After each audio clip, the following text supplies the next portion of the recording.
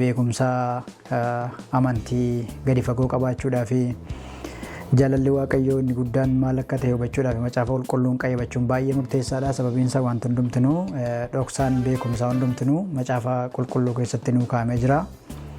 Waaqayyoo fayyina keenya ogummaa fayyinaa dhoksaa fayyinaa akkamittiin akka fayyisu of hirka kaa'etu ogummaa isaa immoo beekumsa Kiristoosiin qabaachuun immoo beekumsa Waaqayyoo bira ga'u immoo dubbii macaafa qulqulluu keessa nuu kaa'ee jira. Kanaafuu dubbii caaffannoota qulqulluu keessatti barreeffamanii jiran walii wajjin qayyabannee sagalee Waaqayyoo waa'ee fayyina keenyaa maal akka jedhu akkasumas immoo wanta nuuf barreeffamee jiru irraa bahuudhaa fi macaafa Ibirootaa walii wajjin qayyabachuu jalqabne. Wangeela Lukaasiin yoo dubbistanii boqonnaa 24:45 irratti caaffatoota akka hubannuu fi sammuun keenya akka nuu banamee jiru achirraa hin arganne jechuudha. Waaqayyo sammuu banamaa kan inni nuuf kenne fayyina nuuf kennuura darbee sammuu banamaa sammuu caaffata isaa hubatu sammuu dubbii isaa hubatu Waaqayyo banee nuuf kenneera. Kennaa Waaqayyo tolu nuu kenne gurguddaa keessaa inni tokko sammuu banamaa dubbii Waaqayyo hubachuu danda'u jechuudha. Namni salphaadhumatti lafumaa kee dubbii Waaqayyo hubachuu hin danda'u. Dubbii Waaqayyo hubachuunis macaafa qulqulluu irratti isa barreeffamee jiru hubachuunis kennaa Waaqayyo namaa kennuudha jechuudha. Kanaaf har'a waa'ee macaafa Ibirootaa waliigala isaa yookaan immoo overview isaa gabaabsinee ilaalla. Isa booddee macaafa Ibirootaa boqonnaa tokko hanga boqonnaa 13tti qabu tokko tokkoon walii wajjin barannaa. Dhugaa achi keessa jiru walii wajjin ni barannaa jechuudha. Waaqayyo ayyaana isaa nuuf baay'isuu hamma dhumaatti Waaqayyo nu gargaara jedheen abdadha. Waaqayyo dhuguma godhee nu gargaara. Kaayyoon barumsa kanaa inni guddaan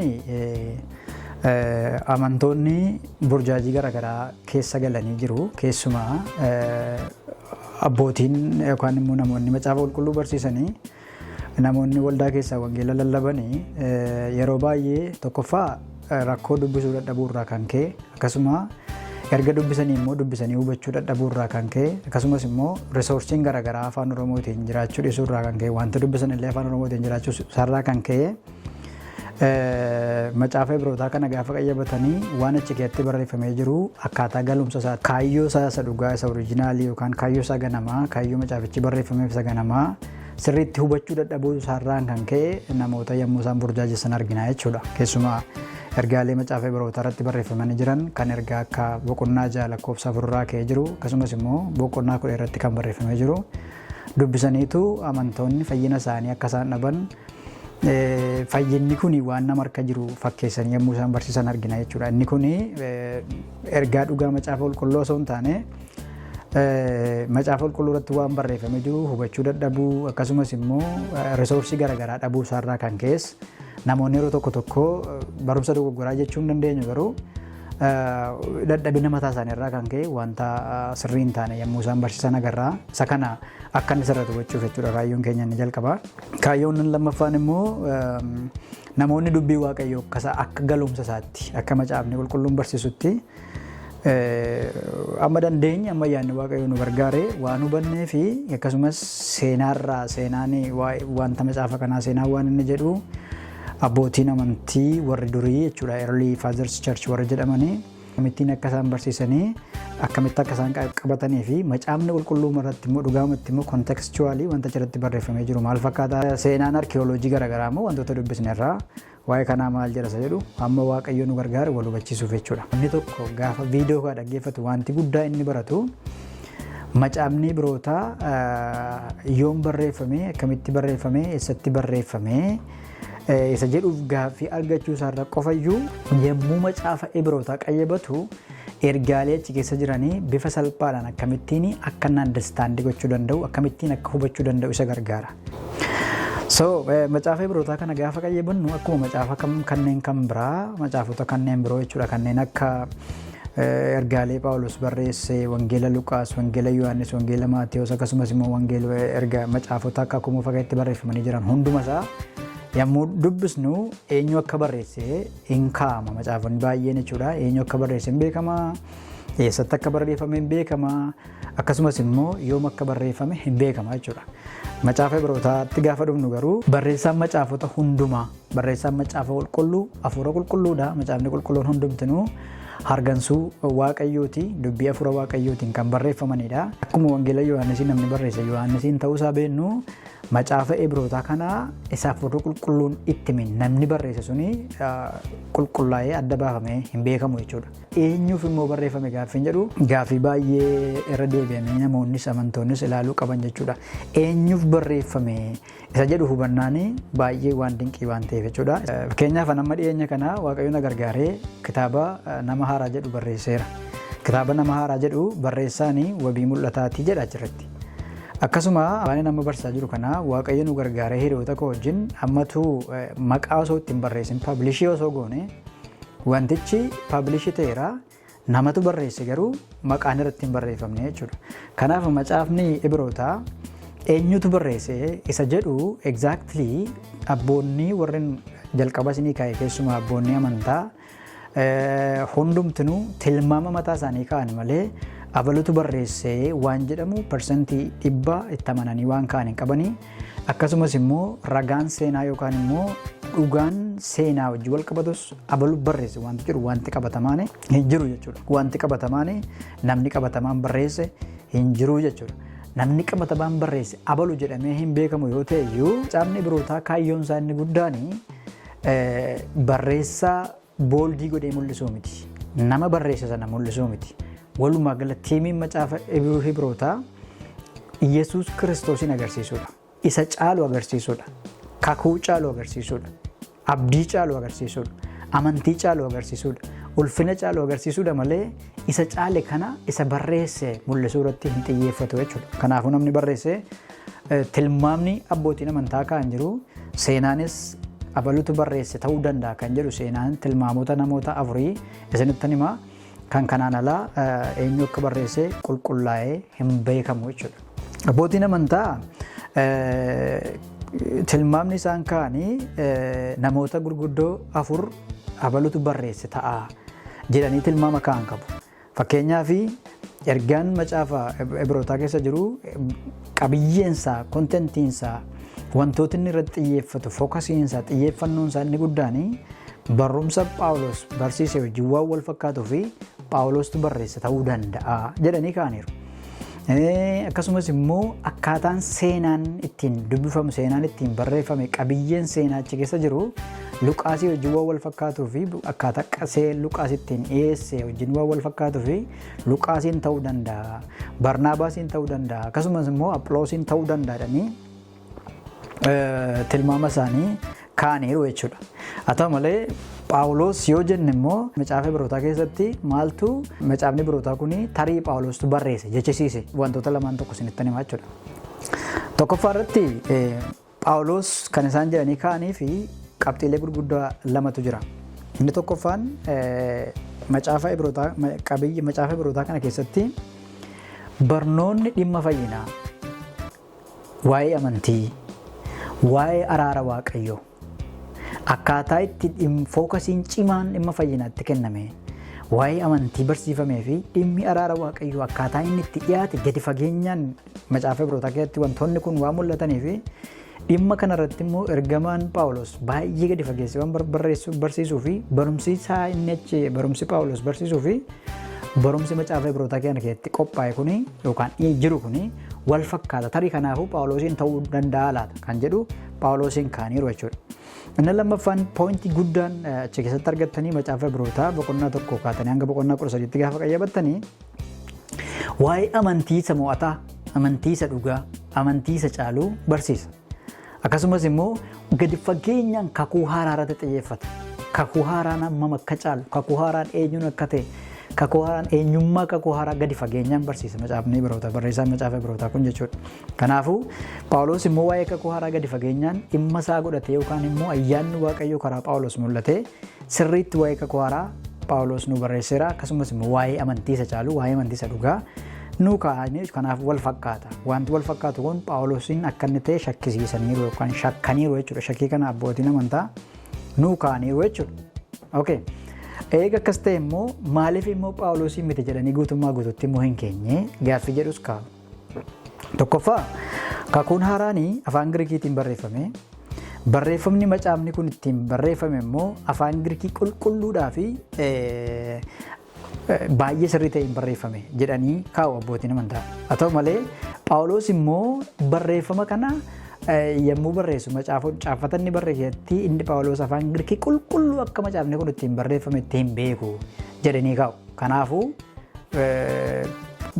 waan quality barreeffama sanaa wajjin wal qabatanii afaan Giriikiin ittiin barreeffame sanaa wajjin wal qabatanii Phaawulosiin ta'uu dhiisuu danda'a. Phaawulosiin miti jedhanii shakkii isaanii immoo kaa'u jechuudha. Ergaalee Phaawulos barreesse hundumaa yoo ilaaltanii jalqaba irratti maqaasaa ni kaa'a Phaawulos. Maqaasaa kaa'a Macaafa Ibirootaa kana keessatti garuu eenyu akka barreeffame maqaan Phaawulosiin jechisiisu hin jiru jechuudha. Kanaafuu barreessaan kun Phaawulosiin miti jedhanii kaa'aniiru jechuudha.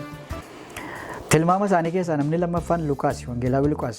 Maaliiftu Luqaastu Wangeelaawi Luqaastu barreesse maaliif jedhanii shakkiin isaanii shakkii gurguddaa lamumaan isinitti himas keessaa tokkoffaa irratti Luqaas afaan Giriikii qulqulleessee beekaa jedhu. Qulqulleessee fayyadamasii jedhu. Kanaafuu macaafni kun immoo kan ittiin barreeffame yookaan achi keessatti waan argamu afaan Giriikii qulqulluu waan ta'eef Luqaasiin ta'uu danda'a shakkii jedhu qaba. Inni kan biraan immoo akkaataan barnoota seenaa sala dubbadheera. Seenaan fayyinaa akkaataa inni ittiin dhiyaate seenessuu irratti baay'ee akkaataa seenaa wajjin wal qabsiisee seenaa waaqayyo hojjete wajjin wal qabsiisee Luqaas hojjechuu waan hojjetu wanti inni barreesse seenaa waaqayyo hojjete seenaa fayyinaa kana gadi fageenyaan irratti xiyyeeffatee waan hojjetuu fi macaafa kana keessatti seenaan fayyinaa kun barumsa yookaan immoo wantoota Luqaas barreesse wajjin wal fakkaataa jedhaniitu Luqaasitti shakkuu jechuudha. Maaliif immoo Luqaasiin miti jedhan? Inni jedhan kan isaan Luqaas miti jedhanii immoo persentii 100% Luqaasiin akka hin taane shakkisan kaan immoo Luqaas seenaa irratti xiyyeeffata.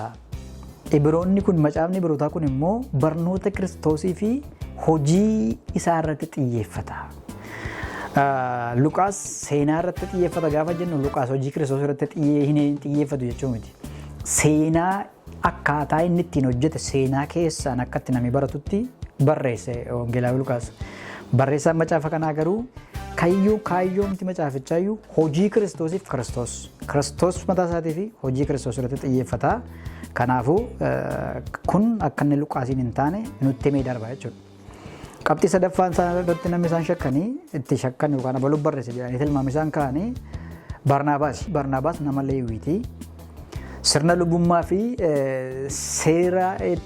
sirna seera sirriitti nama beekuudha. Sirna lubummaa seera nama sirriitti beekuudha. Macaafa kana keessatti waa'een lubummaa, waa'een sirna lubummaa wajjin wal fakkaatu sirna kakuu moofaa keessatti wantoonni raawwataa turan sirriitti akka referansiitti isa kaasaniitu isa kana hin caala jedhee barreesse abbaan kun waan ta'eef fakkeenyaaf sirni lubummaan kakuu haaraatii fi lubummaan kakuu moofaa keessa jiru akka caalu kakuu haaraa keessatti macaafa Ibirootaa keessatti barreeffame waan ta'eef namicha kanatu sirriitti beekaa kan jedhu shakkaniitu kaa'u jechuudha. Inni kan biraan barreessaan Barnaabaas ofii isaatii nama Yihuudii waan ta'eef Yihuudotaaf akka ta'utti barreessuun sirna isaanii waan isaan hubatee waan isaan jaallatan ilaalee isa isaan jaallatan irra isa caalu. Fakkeenyaaf amma Yihuudonni raajota baay'ee jaallatu, Yihuudonni mana qulqullummaa baay'ee jaallatu, Yihuudonni ergamoota baay'ee jaallatu, ergamoonni isa dhumaatti jedhanii yaadu. Waaqayyo garuu ergamoota irra isa caalu, mana qulqullummaa isaan abdatan sana irra isa caalu, raajota irra isa caalu karaa ilma isaa akka isaanitti dubbate ilma isaa isa caalu agarsiisuu fi waa isaan jaallatan sirriitti beekee isa caala Yesuustu isa caalu Yesuusidha jedhee itti himuu fi namicha kanaaf hin salphatadhanii waa yaadanii fi kanaafuu abbootiin amantaa duraa baay'een isaa Barnaabaas jedhaniitu amanu jechuudha. Garuu maaliif isa miti jedhanii immoo kaanii ragaa qabatamaan Barnaabaasiin akka ta'e lafa kaa'ee hin jiru jechuudha. Afuraffaa irratti namni macaafa Ibirootaa barreessa jedhamee tilmaamamu afuraffaan Apholoos nama jedhamudha. Apholoos seenaa isaa gadi fageenyaan isinitti haasa'uudhaan mini. Apholoos nama Iskindiriyaa akka ta'e seeraa fi kitaaba qulqulluu nama sirriitti beekumsa isaa qabudha. Dubbii tolchee toora galchee nama dubbatudha. Abboonni amantaa barreeffama kana gaafa argan sirna macaafa Ibirootaa keessatti barreeffame kana gaafa argan akkaataa wanti qindaa'e wanti nuti qindaa'e sun namicha kanatu barreesse isa jechisiisanii jechuudha. Isa shakkanii kanaaf jedhanii. Garuu akkuma Barnaabaasiin ragaa qabatamaan isa ta'uu isaa hin jirre isa kanas ragaa qabatamaan hin jiru jechuudha. Cuunfaan macaafa Ibirootaa kun isa kana eenyutu barreessa jedhuu fi isa kanatu deebii ta'a jechuudha. Kanaafuu namni qabatamaan hin jiru, namoonni tilmaamaman immoo nama 4 jiru jechuudha. Inni kan biraan yoom barreeffame gaafa jedhu deebisuun baay'ee gaariidha.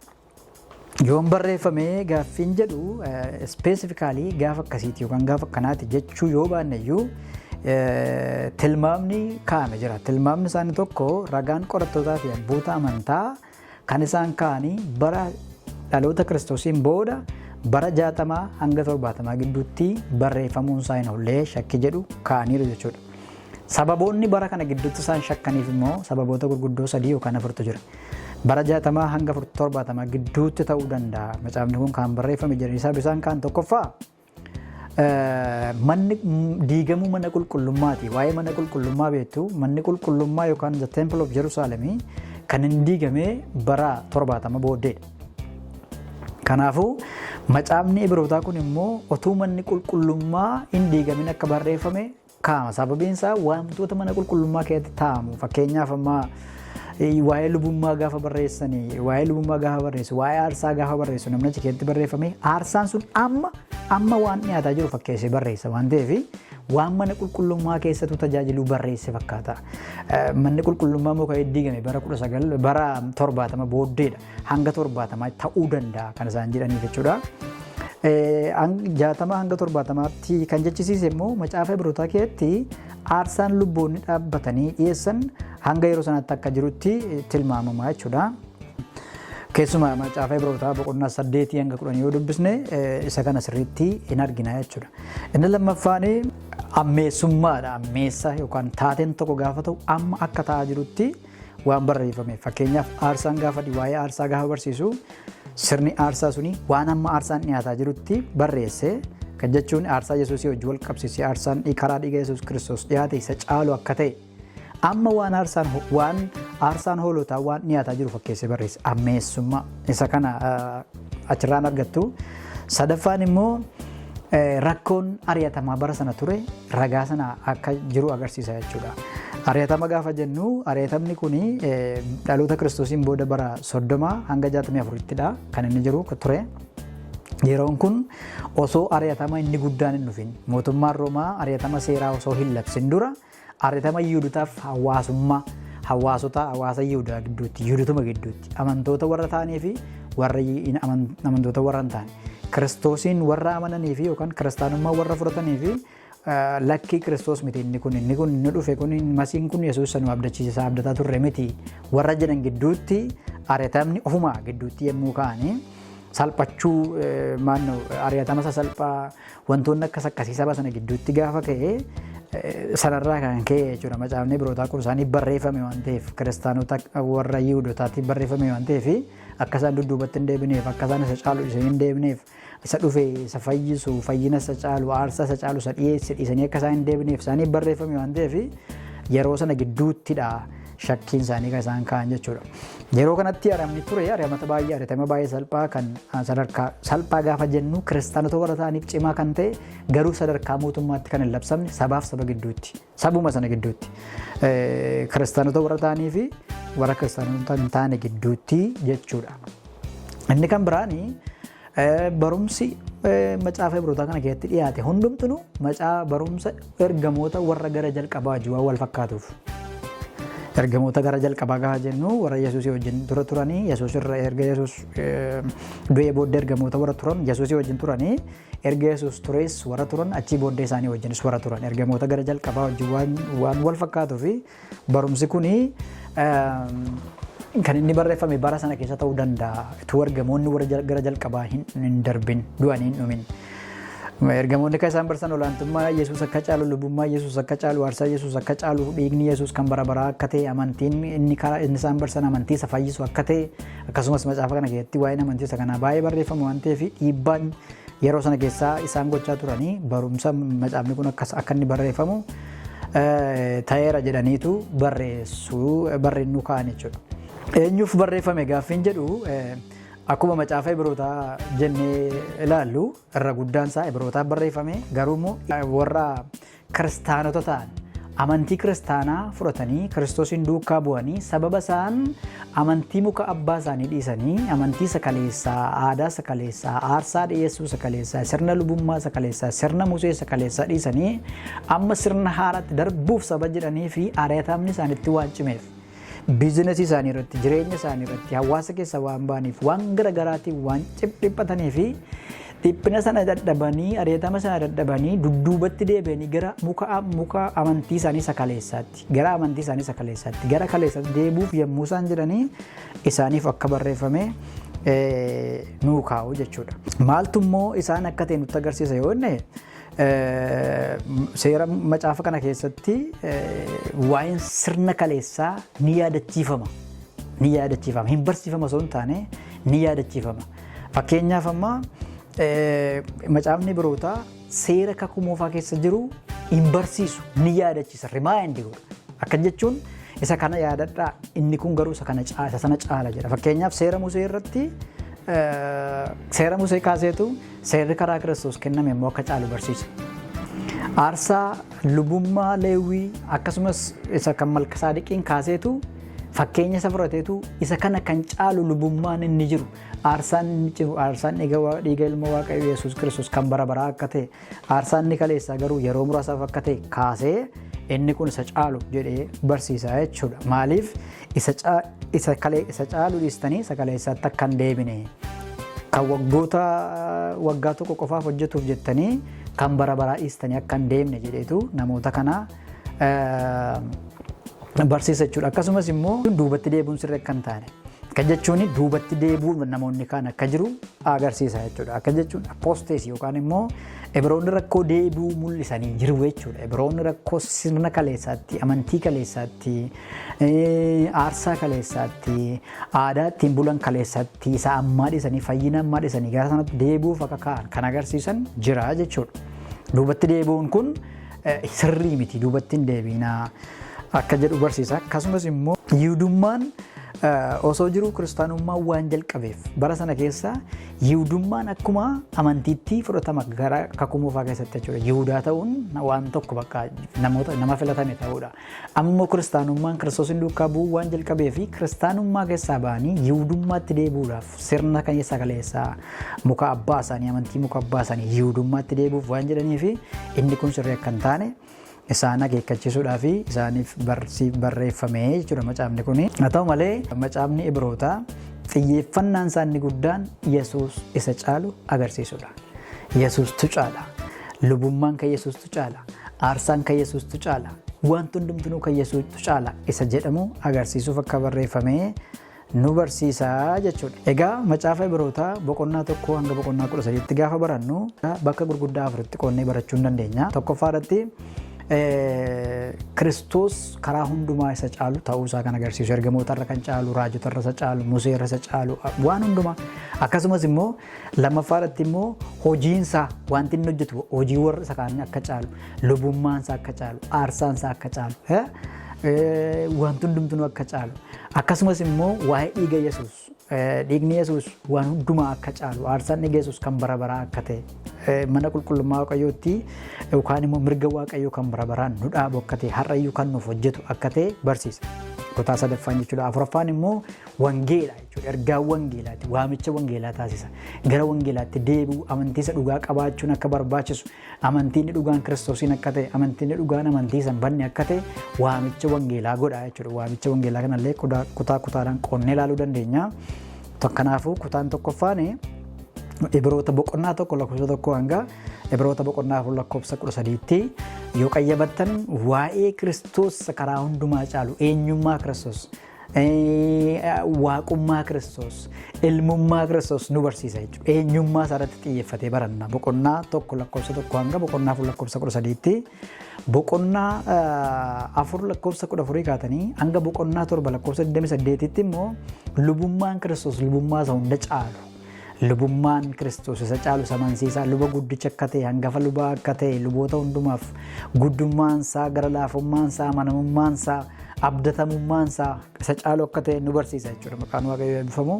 Kutaa sadaffaa irratti immoo dhiigni Yesuus Kiristoos aarsaa isa caalu kan bara baraa ta'uusaa nu barsiisa. Aarsaan dhiiga Yesuus Kiristoosiin dhiyaate, karaa Yesuus Kiristoos aarsaan dhiyaate kan bara baraa ta'uusaa boqonnaa 8 lakkoofsa 1 kaatanii hanga boqonnaa 10 lakkoofsa 18tti, Ibroota boqonnaa 10 lakkoofsa 18tti barachuu dubbisuu dandeessu, isa kana hubachuu dandeessu. Inni kan biraa waamicha wangeelaati. Waamichi wangeelaa amantiif obsi akka barbaachisu.